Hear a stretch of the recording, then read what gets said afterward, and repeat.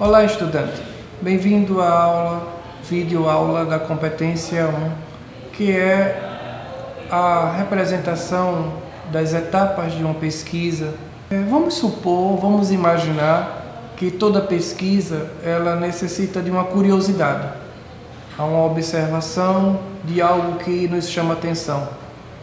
Vamos brincar responsavelmente, elaborando temas possíveis de pesquisa que poderíamos realizar no ambiente familiar ou na própria sala de aula com os nossos colegas de estudo. Vamos pensar que seria interessante saber a idade do primeiro emprego que as pessoas tiveram, ou a quantidade de transporte que cada uma pega durante o dia. Poderíamos realizar uma pesquisa a respeito disso. O valor pago na conta do celular mensalmente. Isso também poderia ser outro tema de pesquisa. A quantidade de aparelho celular que vocês já possuíam. As horas de sono.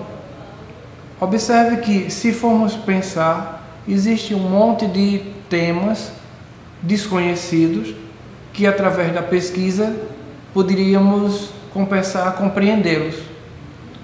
Para melhor entender essa competência, vamos elaborar uma pesquisa simulada a respeito da quantidade de livros retirados na biblioteca.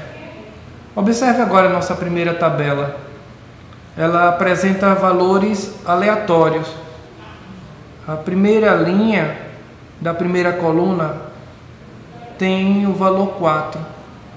Que para a gente vai significar a quantidade de livros retirados por uma pessoa.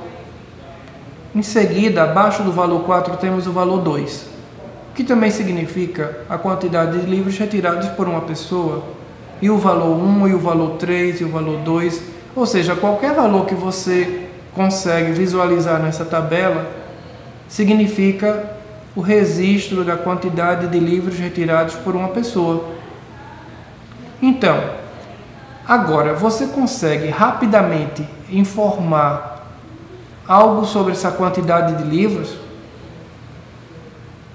Não, realmente uma visualização rápida sobre esse conjunto de números aleatórios não é fácil. E aí, o que é que você sugere? Como deveremos proceder para que a gente tenha uma compreensão sobre essa pesquisa? Sabemos que cada número desse representa a quantidade de livros retirados por uma pessoa.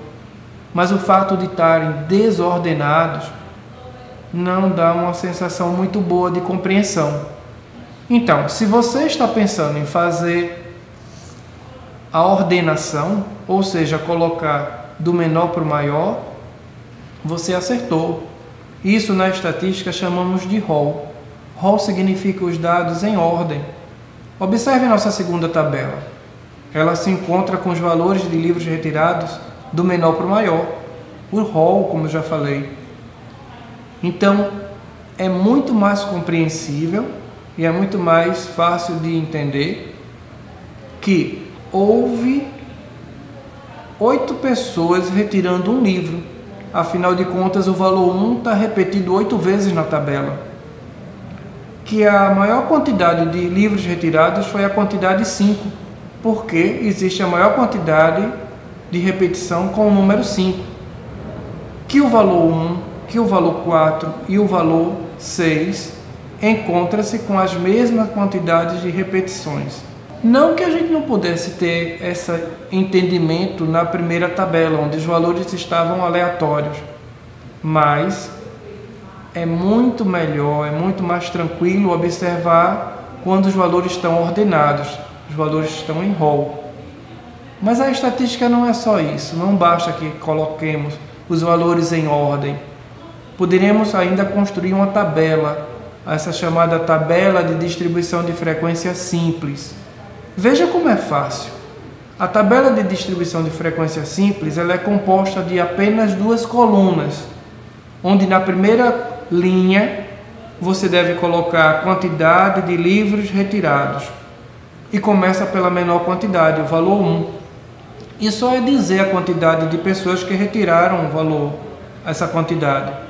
ou seja, 8 pessoas retiraram um livro.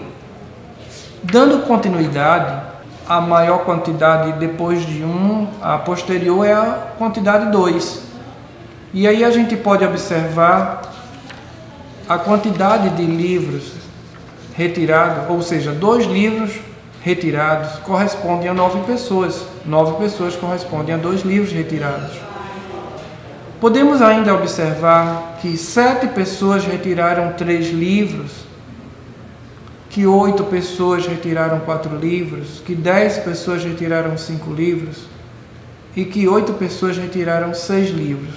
Então, essa coluna de frequência absoluta significa a quantidade de pessoas que retiraram a quantidade de livros.